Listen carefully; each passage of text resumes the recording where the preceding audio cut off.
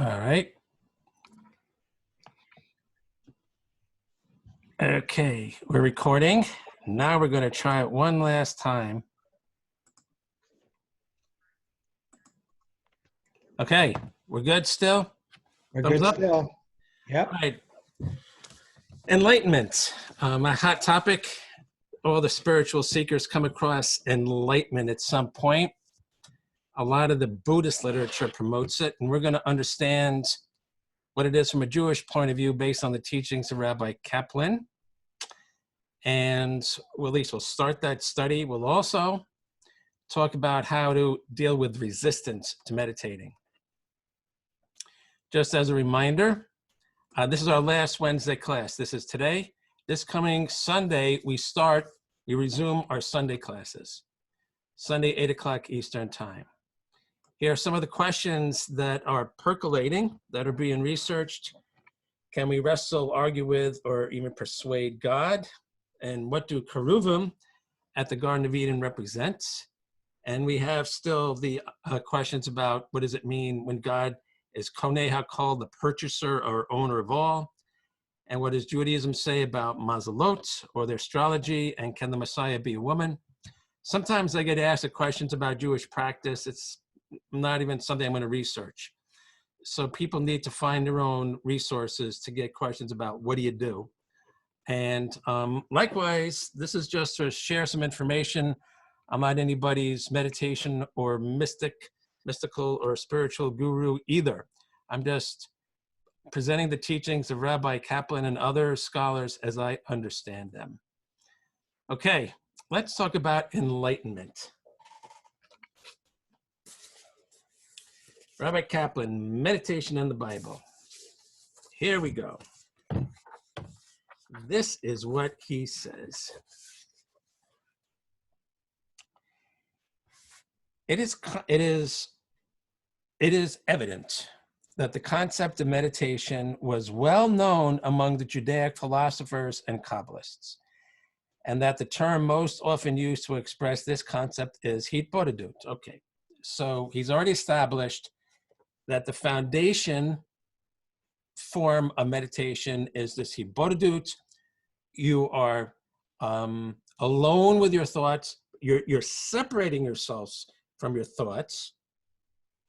And ideally, you're doing this in a situation where you're physically separated from others so you can concentrate.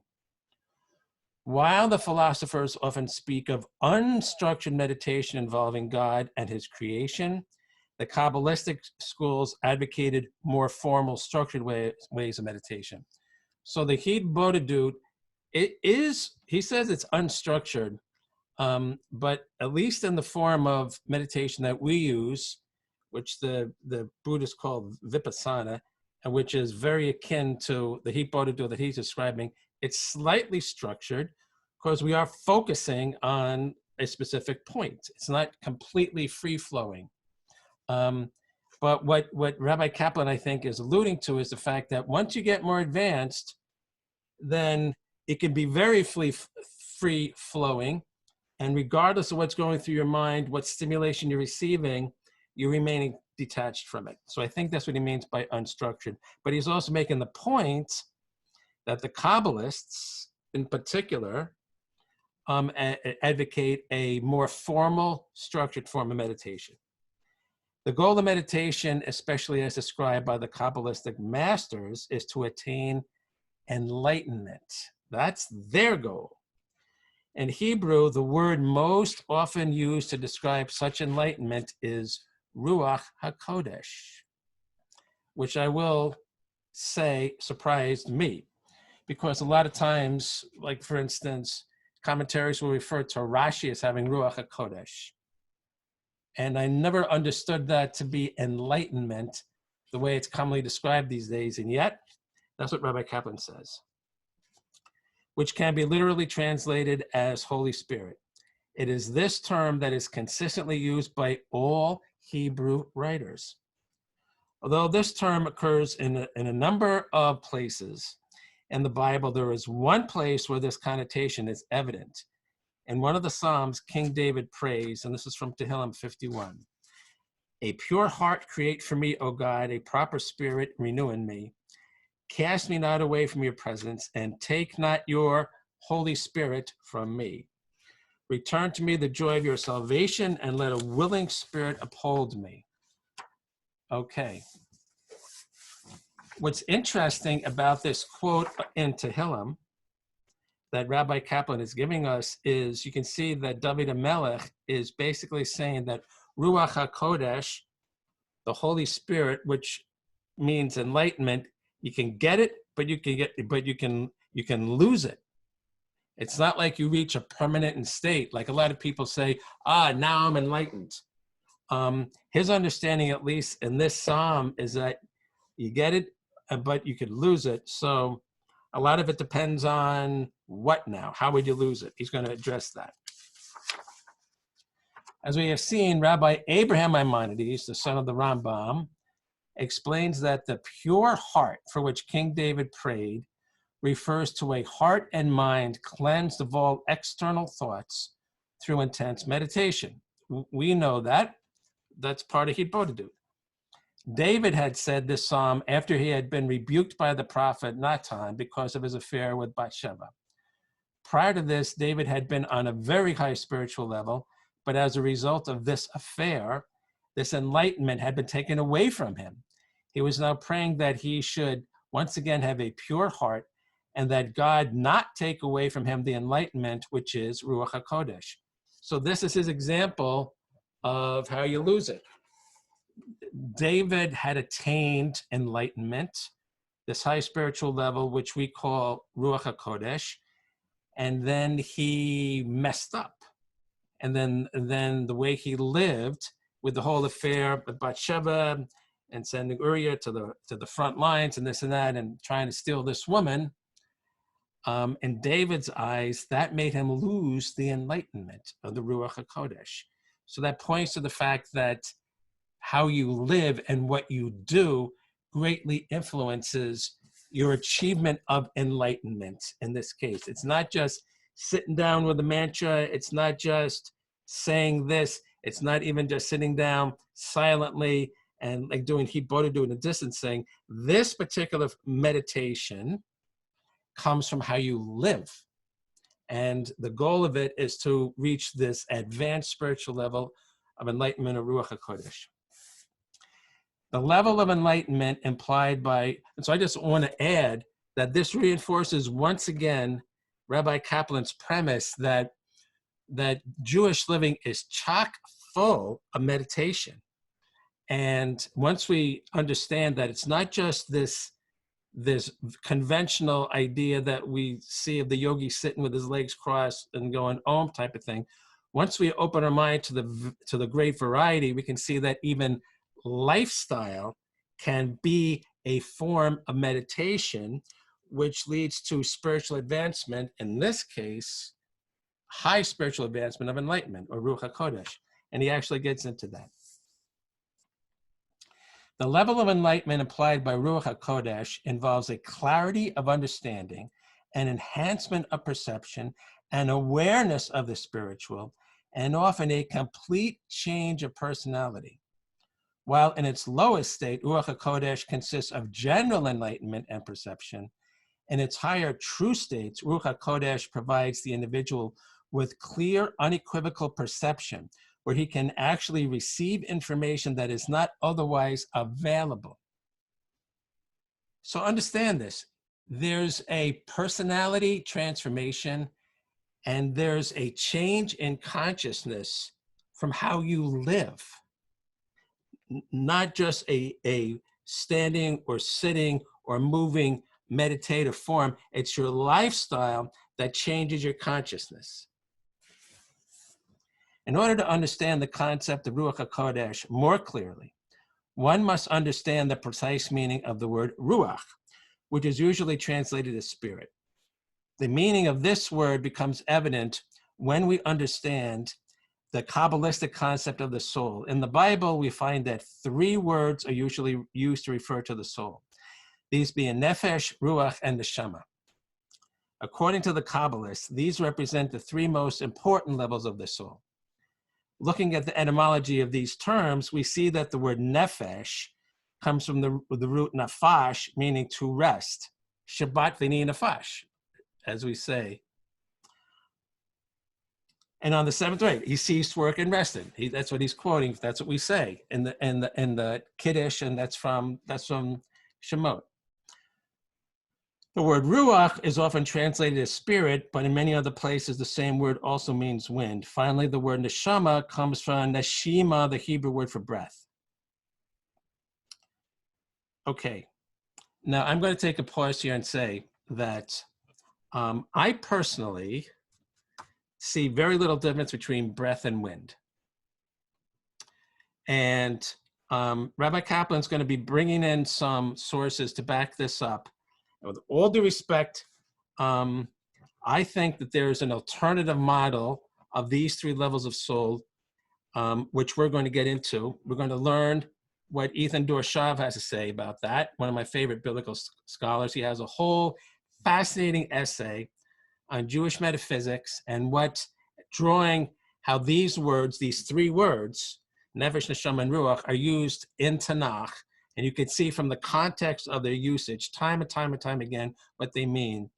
And he comes up with slightly different meanings, which I think happen to be a little bit more illuminating than these definitions, which will give us a greater understanding, I think, of what Rabbi Kaplan is trying to say in the first place. So we're going to get into that. The master Kabbalist, Rabbi Isaac Luria the Ari, explains that these three levels can be understood if we take a glass blower as an analogy.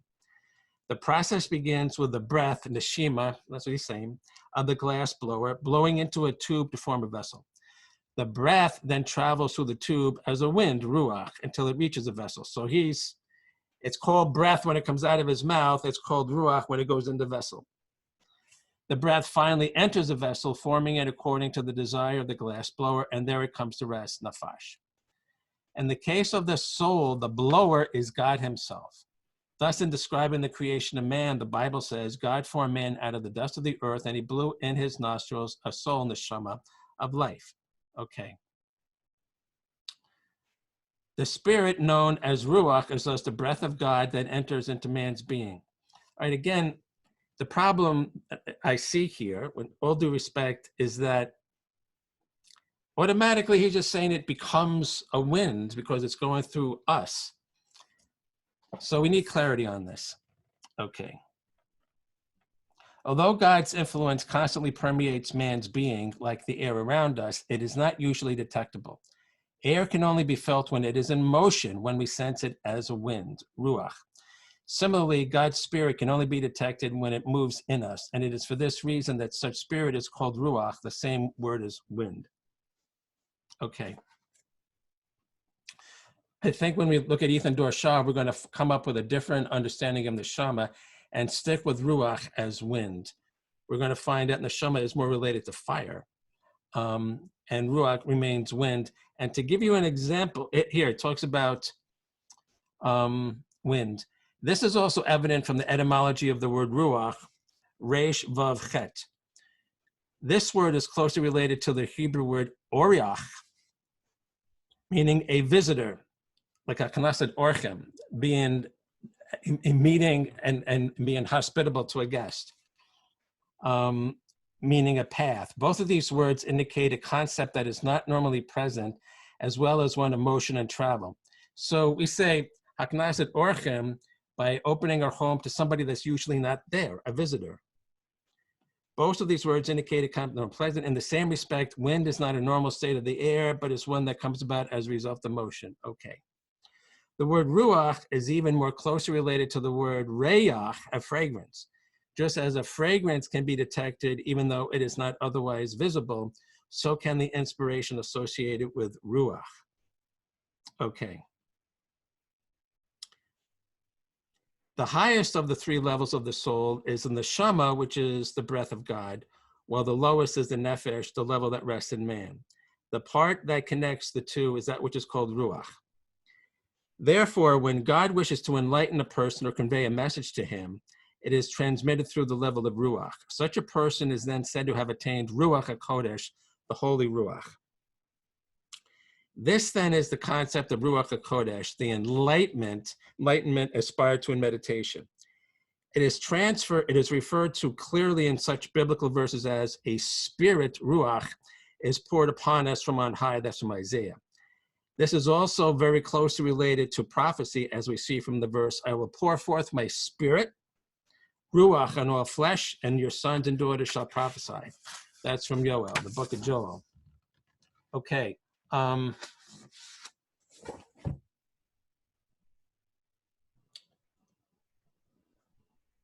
To give more clarity on this, let me give you an example. So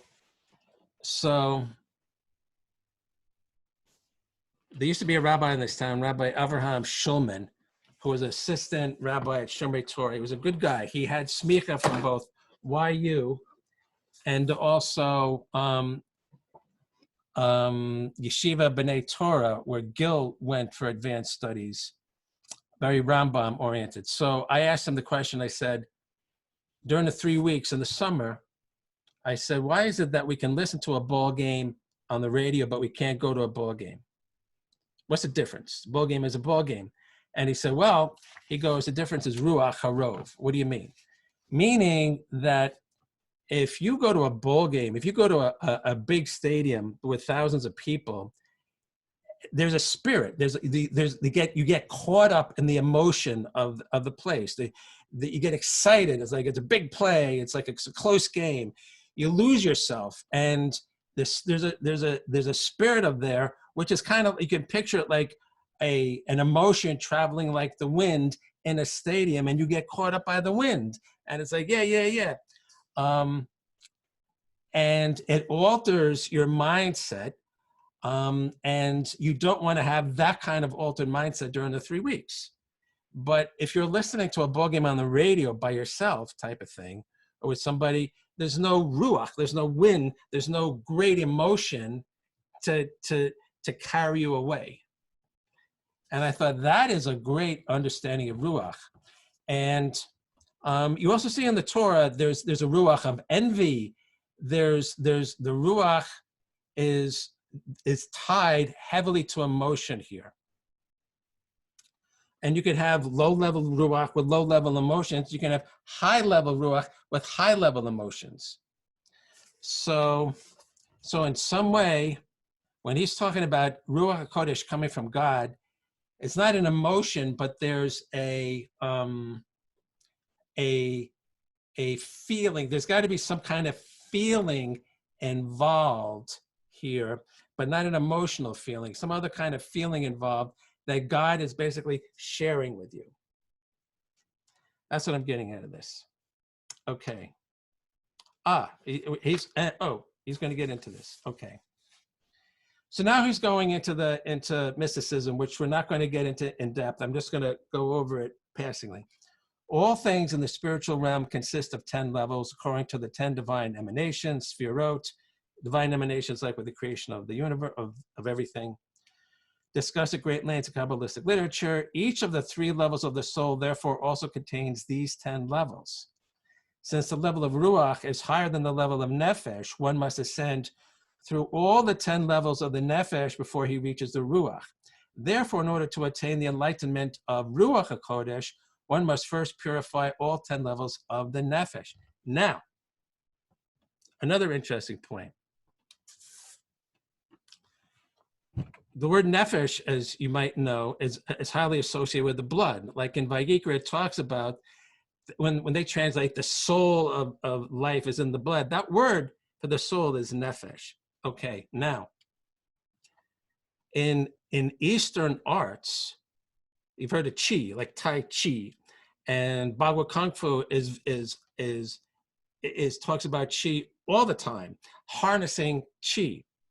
Okay. And when you go to an acupuncturist, you go to a healer, what are they doing? They are, the qi, so to speak, travels in the blood. So when you go to like an acupuncturist and he punctures you, what's happening is that it's forcing the blood in your body to react, because the blood will flow to the wound, right? That's why you bleed, because your body's pumping blood to the wound.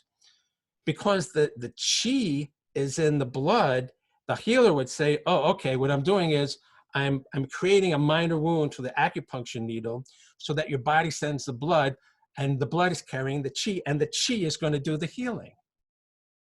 Okay, so if you go by that, and it's very clear to me that since the Torah associates nefesh with blood and the Chinese associate chi with blood, I think we're talking about nefesh and chi being the same thing.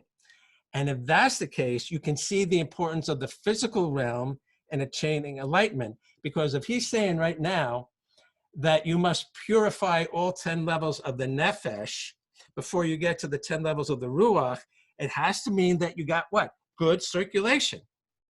I mean, that's one simplistic way of looking at it. You can't be just a couch potato type of thing with poor circulation and hope to climb through the levels of nefesh to get to ruach here. You need that circulation, so to speak. So I think that it's important to note that the people who have achieved Ruach Kodesh have, in essence, received nefesh of Kodesh in the sense that their nefesh slash chi is moving very effectively through their body channels. I think that you have to say that. Okay. Okay. So these are the methods. He says there are methods especially prescribed for purifying these 10 levels of the nefesh. These are the 10 steps leading to the Ruach Kodesh outlined in the Talmud. Wait, is he talking about? These are the 10 steps leading to Ruach Kodesh. All right, so the 10 levels are study, carefulness, diligence, cleanliness, abstention, purity, piety, humility, fear of sin, and holiness. Okay. According to this program, one begins with constant study and observance, leading to scrupulous care not to violate any religious law. The next step is constant diligence to obey every commandment, and then to live a completely clean life, both in thought and in deed. One then reaches a level where he avoids even permissible things when they can possibly lead to wrong, and once this is accomplished, he can purify himself of all evil, past and present. The individual is then ready to live a life of piety, dedicating himself to God far beyond the call of law, and this leads to humility, the negation of the ego. And a lot of the people that talk about enlightenment talk about destroying the ego. And Rabbi Jonathan Sachs also says that among Jewish mystics, that's an idea, but that's an esoteric thing on the sidelines. More mainstream would be anava, humility. That to us is like negation of the ego. A person can then gain such a clear perception of good that he literally dreads sin, being totally aware of the banality of evil. He is then ready for the highest of these 10 steps, holiness, the total negation of the physical. All right, so these are the 10 steps to master, to master the level of nefesh, because then he says the very next level is that of Ruach Kodesh. Okay, so this lifestyle that he's talking about, study, carefulness, diligence, cleanliness, abstention, purity, piety, humility, fear of sin, holiness. This is how you conduct yourself in order to prepare yourself for the next level, which is Ruach Kodesh. Okay. And I will say that the person, so now the question is, if you do these 10 things, study through holiness, will you be developing your physical self in a way that your nefesh slash chi flows freely through you and you've mastered it and now you're ready to move on to the next level? That's the question. And I bet you the answer is yes. Because the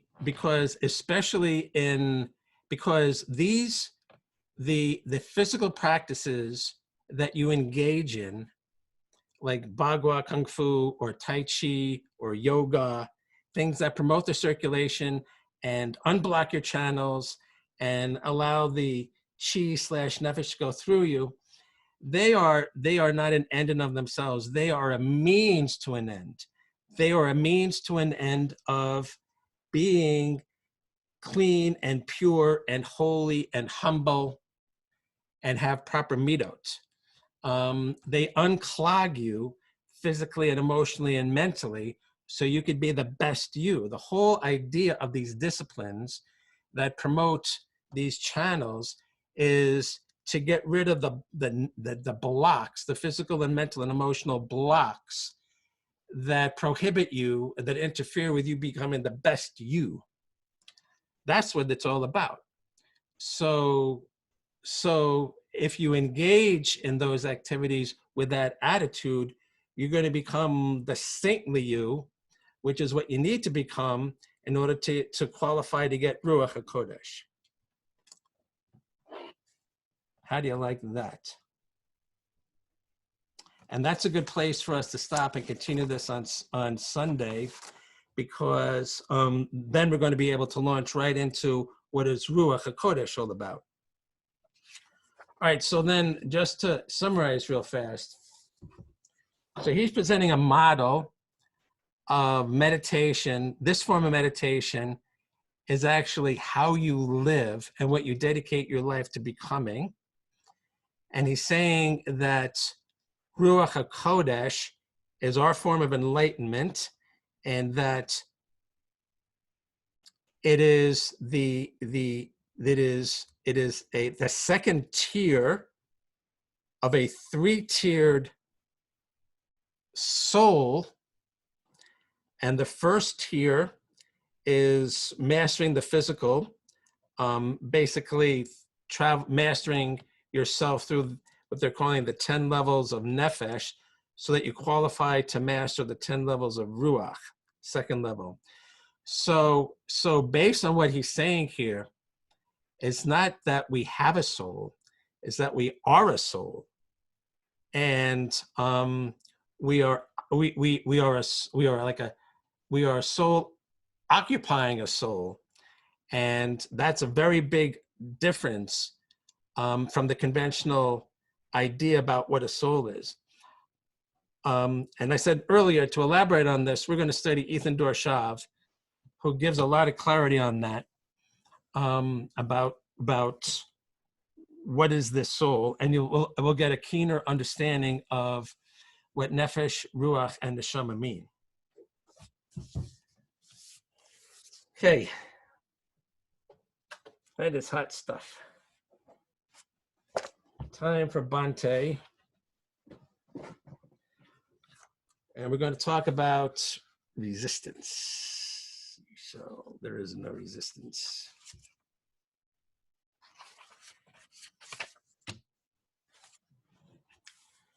How to overcome the problem of resistance to meditation. There are times when you don't feel like meditating. Surprise. Let me just go down here.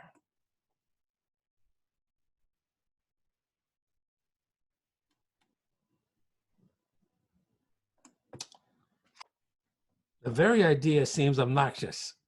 Missing a single practice session is scarcely important, but it very easily becomes a habit. It is wiser to push on through the resistance. Go sit anyway. Observe this feeling of aversion. You know he was going to say that. You got to be mindful about your lack of mindfulness.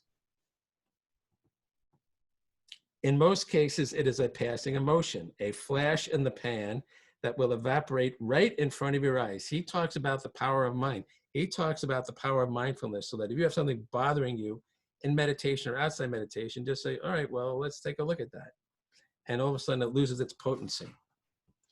5 minutes after you sit down, it is gone. In other cases, it is due to some sour mood that day, and it lasts longer. Still, it does pass. And it is better to get rid of it in 20 or 30 minutes of meditation than to carry it around with you and let it ruin the rest of your day. Very key tip there. You could, if you're going to meditate for, let's say, 30 minutes, you could spend 25 of those minutes just getting over your day. And the last 5 minutes are a much more calm, meditative state type of thing.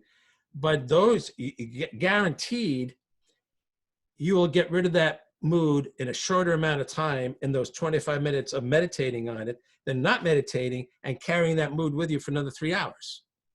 So I think he's right. Meditation, using meditation to just focus on how you're feeling, sour and all, will help you get over the sour feeling. At other times, resistance may be due to some difficulty you're having with the practice itself. You may or may not know what that difficulty is. If the problem is known, handle it by one of the techniques given in this book. Once the problem is gone, resistance will be gone. If the problem is unknown, then you are going to have to tough it out. Just sit through the resistance and observe it mindfully. It will pass. Then the problem causing it will probably bubble up in its wake, and you can deal with that. Very true. You don't have to figure it out in advance. It'll pop up. If resistance to meditation is a common feature of your practice, then you should suspect some subtle error in your basic attitude, as is always the case. If it's a chronic problem, it probably has to do with how you're regarding it. Meditation is not a ritual conducted in a particular posture. It is not a painful exercise or a period of enforced boredom, and it is not a grim, solemn obligation. Meditation is mindfulness. It is a new way of seeing, and it is a form of play. Meditation is your friend. Come to regard it as such, and resistance will disappear like smoke on a summer breeze. If you try all these possibilities and the resistance remains, then there may be a problem. Certain metaphysical snags that meditators sometimes encounter go beyond the scope of this book. It is not common for new meditators to hit these, but it can happen. Don't give up. Go and get help. Seek out qualified teachers of the Vipassana style of meditation and ask them to help you resolve the situation. Such people exist for exactly that purpose. I have not personally encountered that. But there very well could be people that are here or that watch this that do. That's a deep problem. And like he says, you got to find somebody that really knows how to handle that. But it's important to recognize the whole thing about just do it, in the sense that a lot of times the mind follows the body. You're not in the mood to sit, but once you start sitting, you're like, oh, I'm now in the mood type of thing. So that's what he's talking about here. You're not forcing yourself, but give it a try. And, a lot of times the resistance is minor enough that it can be pushed aside or just moved through, but just doing what you're supposed to be doing. Okay. With that, we're going to meditate.